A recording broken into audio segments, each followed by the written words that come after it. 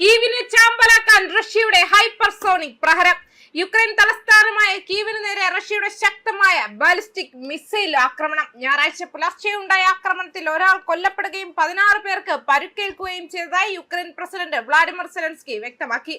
യുദ്ധം തുടങ്ങിയതിനു ശേഷം യുക്രൈൻ നേരിട്ട ഏറ്റവും വലിയ മിസൈൽ വർഷങ്ങളിൽ ഒന്നാണിത്. വിവിധ വിഭാഗങ്ങളിൽപ്പെട്ട 41 മിസൈലുകളാണ് റഷ്യ യുക്രൈന് നേരെ തൊടുത്തത്. നഗരത്തിലുടനീളം വൻ സ്ഫോടന പരമ്പരകളാണ് ഉണ്ടായത്. മിസൈൽ വീണ് നിരവധി പാർപ്പിട സമുച്ചയങ്ങൾ തകർന്നു. കീവിലെ വെസ്റ്റേൺ ഡിസ്ട്രിക്റ്റിൽ തകർന്ന കെട്ടിടങ്ങളിൽ നിന്നും അവശിഷ്ടങ്ങൾ മാറ്റാനും തീ അണയ്ക്കാനുമുള്ള ശ്രമങ്ങൾ രക്ഷാപ്രവർത്തകർ തുടരുകയാണ്. നഗരമധ്യത്തിന് സമീപമുള്ള ഒരു അടിപ്പാതയും ആക്രമണത്തിൽ പൂർണ്ണമായും തകർന്നു. കീവിന് പുറമെ അതിർത്തിയോട് ചേർന്നുള്ള ഖാർക്കിവ് മേഖലയിൽ റഷ്യൻ ആക്രമണം ഉണ്ടായി. ഇവിടെ ഒരു നഗരപ്രാന്തത്തിലുണ്ടായ ആക്രമണത്തിൽ 3 പേർ കൊല്ലപ്പെടുകയും 16 പേർക്ക് പരിക്കേൽക്കുകയും ചെയ്തതായി പ്രാദേശിക ഗവർണർ അറിയിച്ചു.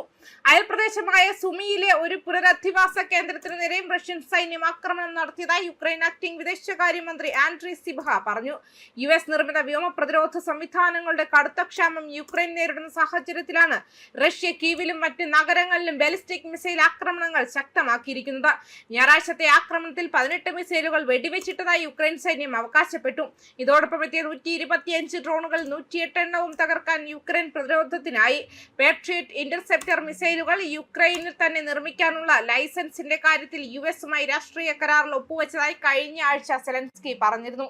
ഈ വർഷം അവസാനത്തോടെ ഇതിന്റെ ഉൽപാദനം ആരംഭിക്കാൻ കഴിയുമെന്നാണ് യുക്രൈന്റെ പ്രതീക്ഷ. ബാലിസ്റ്റിക് മിസൈലുകളിൽ നിന്നുള്ള സംരക്ഷണമാണ് ഇപ്പോൾ തങ്ങളുടെ ഏറ്റവും വലിയ മുൻഗണനയെന്നും കൂടുതൽ ഇന്റർസെപ്റ്ററുകൾ അടിയന്തരമായി ആവശ്യമുണ്ടെന്നും സെലൻസ്കി എക്സിൽ കുറിച്ചിരുന്നു. മിസൈൽ പ്രതിരോധ സംവിധാനങ്ങൾ എത്രയും വേഗം എത്തിക്കാൻ യുക്രൈൻ സഖ്യരാജ്യങ്ങൾക്ക് മേൽ സമ്മർദ്ദം ശക്തമാക്കിയിട്ടുണ്ട്. വിദേശകാര്യമന്ത്രി ആൻഡ്രി സിബഹ ബാലിസ്റ്റിക് മിസൈൽ ആക്രമണത്തെ യുക്രൈനിയൻ തലസ്ഥാനത്തിന് നേരെയുള്ള ക്രൂരമായ ഭീകരാക്രമണം എന്ന് വിശേഷിപ്പിച്ചു.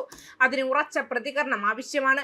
ഈ ഭീകരത അവസാനിപ്പിക്കാൻ മോസ്കോയിൽ നമുക്ക് നാശകരമായ സമ്മർദ്ദം ആവശ്യമാണെന്നും അദ്ദേഹം എക്സിലെ ഒരു പോസ്റ്റിൽ എഴുതി. മുൻനിരയുടെ അതിർത്തിയിലുള്ള മധ്യമേഖലയായ ഡിനിപ്രോ പെട്രോവസ്കിയും ലക്ഷ്യമിട്ട് റഷ്യൻ ഡ്രോൺ ആക്രമണങ്ങൾ നടത്തിയതായും ഒരാൾ കൊല്ലപ്പെട്ടതായും പ്രാദേശിക ഉദ്യോഗസ്ഥനായ അലക്സാണ്ടർ ഗെൻച പറഞ്ഞു. സബോരിഷ്യ മേഖലയിൽ ഒരു റഷ്യൻ ഡ്രോൺ ഒരു പാസഞ്ചർ ട്രെയിനിൽ ഇടിച്ച് കണ്ടക്ടർ മരിച്ചുവെന്നും ഉക്രൈന്റെ ദേശീയ റെയിൽവേ കമ്പനി റിപ്പോർട്ട് ചെയ്തു. തീപിടിച്ച റെയിൽ കാറുകളുടെ ഫോട്ടോകൾ അവർ പങ്കിട്ടു. ജൂലൈയിൽ കീവിൽ റഷ്യ നിരവധി വലിയ തോതിലുള്ള ആക്രമണങ്ങൾ നടത്തിയിട്ടുണ്ട്.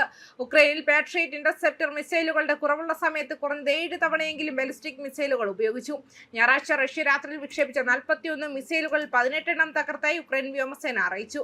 റഷ്യൻ അധിനിവേശ ക്രിമിയൻ ഉപദ്വീപിലെ ഇന്ധനത്തിന്റെയും വിതരണത്തിന്റെയും ക്ഷാമം പരിഹരിക്കാൻ കപ്പൽ ഗതാഗതം ലക്ഷ്യമിട്ട് ശ്രമിക്കുന്ന തന്ത്രം തുടരുന്നതിനിടെ കരിങ്കടലിൽ 2 റഷ്യൻ എണ്ണ ടാങ്കറുകൾ തങ്ങളുടെ സൈന്യം ആക്രമിച്ചതായി ഉക്രൈൻ പറഞ്ഞു. ഉക്രൈന്റെ പ്രതിരോധം ശക്തിപ്പെടുത്താൻ സാധ്യതയുള്ള പാട്രിയറ്റ് ഇന്റർസെപ്റ്റർ മിസൈലുകൾ ആഭ്യന്തരമായി നിർമ്മിക്കുന്നതിനുള്ള ലൈസൻസുകൾ നൽകാൻ തയ്യാറാണെന്ന് അമേരിക്കൻ പ്രസിഡന്റ് ട്രംപ് പറഞ്ഞെങ്കിലും ഈ നീക്കത്തിന്റെ വിശദാംശങ്ങളും സമയക്രമവും വ്യക്തമല്ല.